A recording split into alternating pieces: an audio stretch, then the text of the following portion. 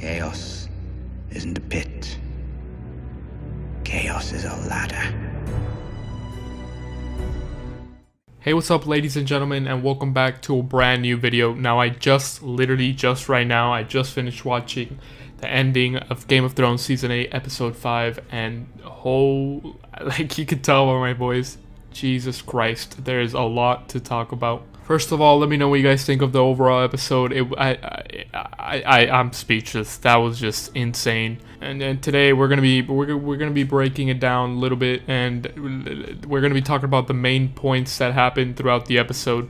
Now, before it starts, make sure if you're watching to leave a like, subscribe, and let's just jump into it. Let's just go straight into it. Okay, this is a really strong scene that I noted down because I wanted to talk about this. And that is when Dany tells Jon that the people love him more than they do her, and they're only really accepting her because of fear. And she accepts that, and she says that fear is the only thing that they will get. Now, this is pretty much foreshadowing to everything that happened in the episode, as we could see. And I'll talk about this a little bit later when she goes full mad and it just burns everything. She says, if they're not gonna like me for me being, nice and being a good queen, they're gonna have to like me when I put fear upon them and I burn everything down and I go mad. Which was just it was a strong scene. Next up, we jump way after King's Landing surrender, and this is the scene of all scene.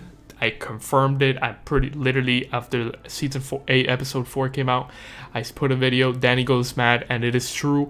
Dany went mad. We see King's Landing surrendered. The bell goes up, but Dany, it's just not taking it. She just grabs her dragon, goes and just burns King's Landing down completely. Just everyone, civilians, everything. It's when I saw this live, I tweeted it out. This was the darkest episode in TV history that I've ever seen. Just burning innocent people. That was, I'm still speechless. That was just insane. The Targaryen madness continues. The line of descendants, everyone's mad except Jon, pretty much. I think Jon's the only Targaryen that hasn't been whacked out of his mind, but I mean, it could happen soon. King's Landing's gone, and I think soon so will Dany. And moving on, after that, we get the Jaime and Euron fight scene. Now, I'm gonna be honest, I was super scared. I was at the edge of my seat. I thought this was how Jaime ends. It was over for him. There's no way this one-handed guy is gonna beat Euron, this crazy madman. I was gonna get ready to be super sad because I didn't want to see one of my favorite characters just gone like that, just to Euron. It's just like a side character. It's not a side character, but you know what I mean. Also, I just quickly want to point out before I move on to the next topic, I feel like Jaime should have definitely died. He got stabbed in like the side gut, and he got stabbed in like the fucking thigh or the lower back. Like, come on, dude. But whatever. He has plot armor. Well, had plot armor. But yeah, that was a really cool, almost unexpected fight scene for me. And glad to see that Jaime got out on top. And the next fight scene we have that does top the Jaime and Euron fight scene is the Mountain and the Hound. The long-awaited Clegane Bowl, ladies and gentlemen. We finally got to see it. We also got to see what my boy the Mountain looks like without his helmet, and I wish he never took it off because that was disgusting. But they fight to the death, and that scene where he gets lifted up by his eyes, I did not want to see the Hound die. Just get his head like Oberyn Martell style. That was just, I wanted to look away. I couldn't believe what I was seeing. But shortly after, he pushes the Mountain off, and they both fall to their death into the wildfire. I think after all this time, everyone's been wanting to see this fight. I think it was not a letdown. It was everything and more that I hoped it would be. It was just beautifully shot. The scenery, all the dust falling, everything falling. It was just beautiful, and it's sad to see the Hound go. And yeah, those are just my thoughts on the scene. And now let's move on to the final scene, probably the most epic scene in television history. Those are the Jaime and Cersei death scene. I'm gonna be honest with you, I know Cersei's the villain, but that was really sad to see. He's basically telling Jaime she doesn't want to die, she wants her son to live, but as we know, it's a prophecy.